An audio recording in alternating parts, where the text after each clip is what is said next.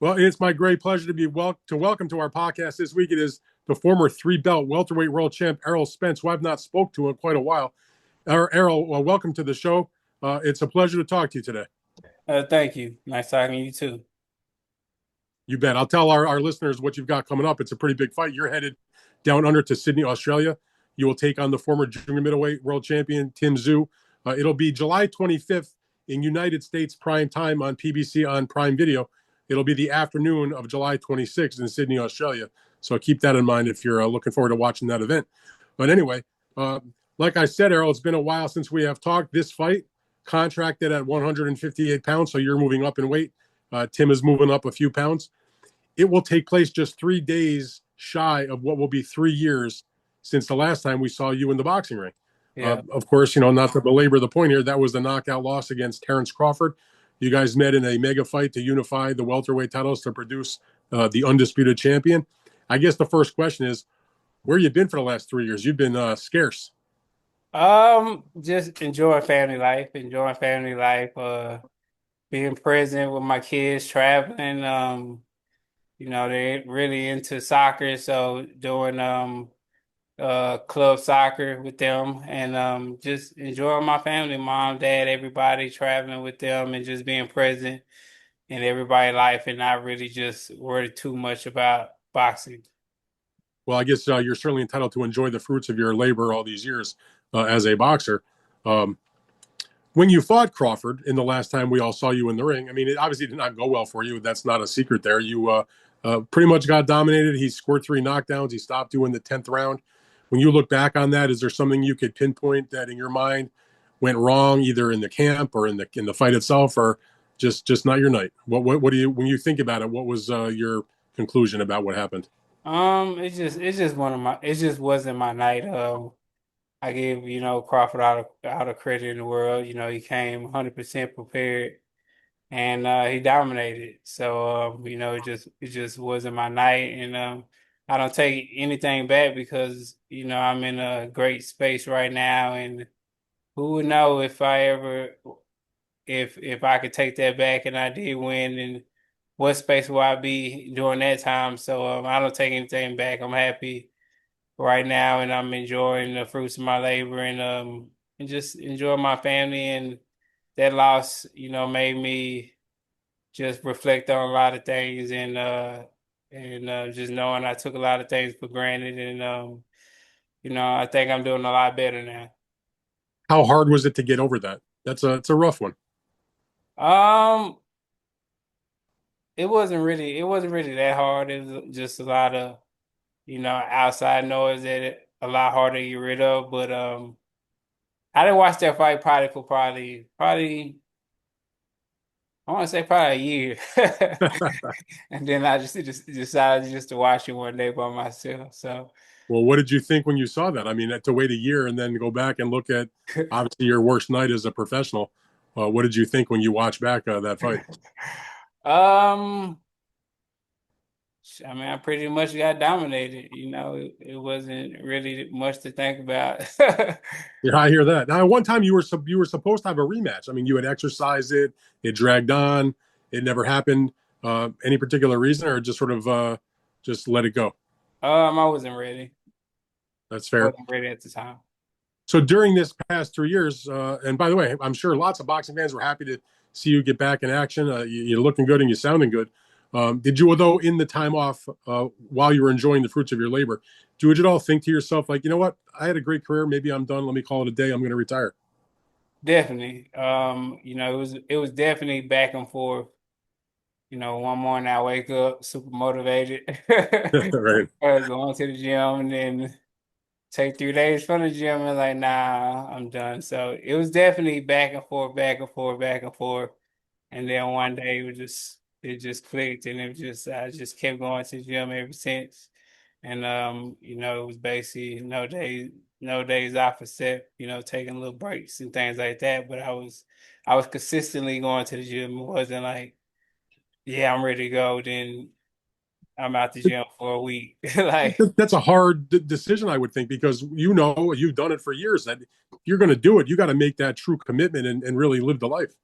oh, definitely, definitely. It definitely was a hard decision because I'm not gonna lie, things was hurting that that never hurted before. That like it was just a lot of stuff. Like I guess I don't know if it's old age or it used to hurt, but I wasn't used to it. But a lot of stuff was sore on my body that I wasn't used to. So it was some hard work coming back. But you have tremendous accomplishments in your career. You were a United States Olympian.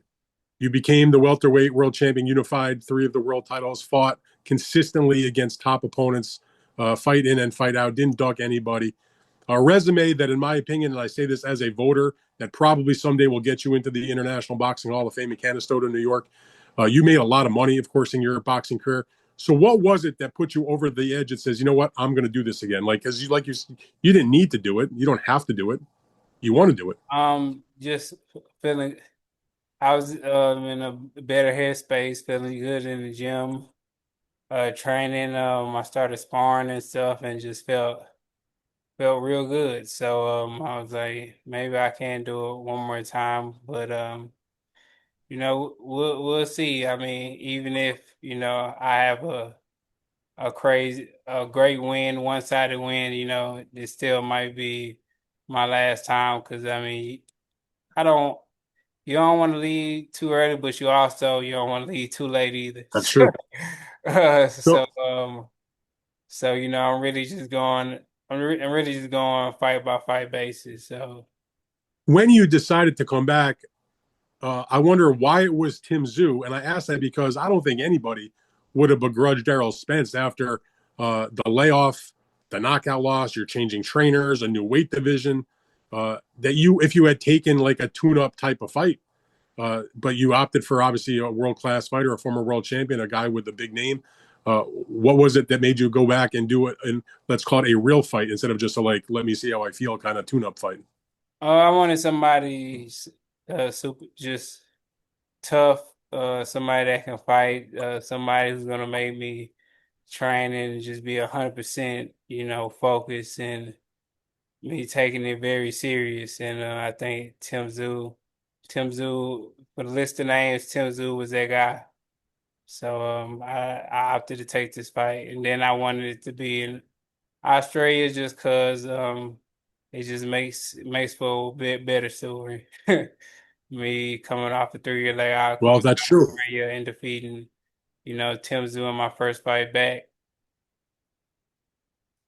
Now, as I mentioned, you were going to be with a new trainer. You are now being trained by Ronnie Shields, a great trainer, probably a future Hall of Famer in his own right. After a career-long training sessions with Derek James, I wonder how has the adjustment been to working now with Ronnie after having spent your whole career with a different trainer? The adjustment has been good. I could say, the first couple weeks, just finding just the different style and different combinations that Ronnie throws and the way he go about boxing, it was a lot different. Like I kind of like this a lot better because it's not just 100% 24/7 in the gym. We take days off. We have Friday off, we have Sunday off. So just the rest period, I think it helps out a lot too. Just me being older and not being 21 anymore to where I could just go 7 days a week and nonstop. So I like Right. it a lot. I've been learning a lot from him, and you know, I just I always see him around, but I always love like Jamal's style of using jab. The 1-2 is kind of the same thing that I use, with trying to move my head more, slipping off to the side, and keeping my hands up. So I feel like the style that fits me 100%. Now, when you won your first world title, you traveled to England and you knocked out Kell Brook to become the IBF welterweight champion. A lot of people gave you a lot of credit for going on the road, even it was a mandatory. I don't think you really had necessarily a lot of choice in that matter, but you still went and took care of the business. Uh, Nobody's saying you have to go to Australia to fight Tim Tszyu the way you went to the UK to fight against Kell Brook. Um, a lot of people wouldn't necessarily want to make that trip first fight back, like we were talking about. Um, can you talk to me a little bit about your decision to take this fight and to do so in his home country? Um, I mean, it's just something that I wanted to do. It's kind of hard to explain. I'm just was just one of those type guys that love having my back against the wall and having my back against the wall and having, people saying, oh, he's going his fight back in 3 years, he's not gonna do this, he's not gonna do that. And he's fighting in Australia, just having everything against me and the odds against me makes me train harder and just makes me more focused. I'm just like, same thing people saying when I came back and fought Danny Garcia, who God said, I should take a tune-up first. It's just one of the things that I always, That was after your car accident. yeah, after my car accident and after my cataract eye surgery, people just, always, I love when people doubt me because I just love people proving people wrong. So, hey, man, it's just no guts, no glory. All right, so let me just wrap up with this last question then. There are a lot of questions about what Tim Tszyu has left. Also, he's had some tough losses, although he's undefeated in Australia. So he's got those issues to deal with. He's also coming into the fight with Jeff Fennick as his new trainer. So it's two new trainers. A lot of questions about both of you guys. But a lot of people, I think, more wonder what Errol Spence has left after the layoff and the way the loss went with Terrence Crawford. What do you think you have left? And what are the ultimate goals you still have in this sport? I think I know I have a lot left, and my ultimate goal in this sport is I'm just taking it one fight at a time. I can't lie about that. I'm not gonna say that I'm gonna be fighting 7, 8 more fights or anything like that. I'm just taking it one fight at a time, being realistic, listening to my body. And right now my body's feeling good. It might not feel good in 3 more months. So we'll definitely see. But I'm just taking it fight by fight. I feel good right now. So we're gonna take it to this fight, and then after this fight, I'll talk to my team, talk to my family, and see I already know what my family gonna say. So I'll talk to my team and see. What are they gonna say? Uh, you won't see me again. Well, they probably want you to call it a day. I get it. They want Yeah, daddy home and all that. it definitely. Well, we're going to find out a lot coming up against Tim Tszyu. So I can't say anything more than I wish you the best of luck at it. And whatever happens, happens, right? Thank you. Yes, sir. All right, Al, great